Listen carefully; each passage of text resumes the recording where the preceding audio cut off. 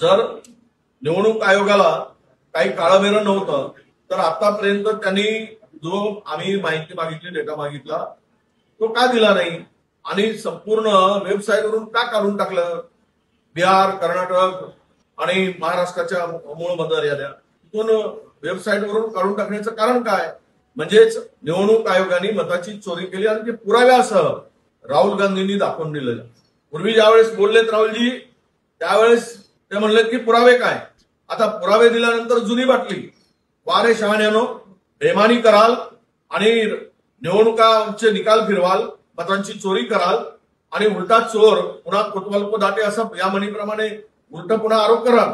आणि ज्यावेळेस आम्ही निवडणूक आयोगांना राहुलजी बोलतात त्यांच्यावर या मतचोरीचे आरोप करतात, माहिती मागतात, ती सगळी दडवली जाते आणि प्रेस घेऊन उजळ मात्यानं पुन्हा लाज वाटायला पाहिजे की सगळं प्रेस असं बोलताना ही आजपर्यंतच्या इतिहासात या स्वायत्त संस्थेची विश्वासार्हता कधी इतकी ढाळली नव्हती, ढासळली नव्हती.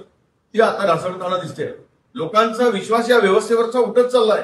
यामुळे लोकशाही वाचेल की नाही, या देशामध्ये लोकशाहीचं संरक्षण होणार की नाही, अशा प्रकारची चिंता आता भारतातील अनेक लोकांना पडली आहे. जरा सोशल मीडियावरचा ट्रेंड पहा, काय शिव्या घालतायत निवडणूक आयोगाला आणि कुठल्या भाषेत शिव्या घालतायत हे निवडणूक आयोगानं जरा लक्षात घेतलं पाहिजे.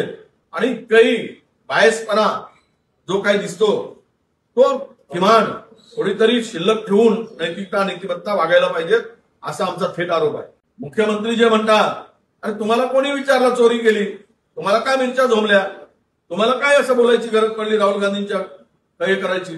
खरं तर राहुल गांधींच्या डोक्यातील चीप चोरी गेली नाही.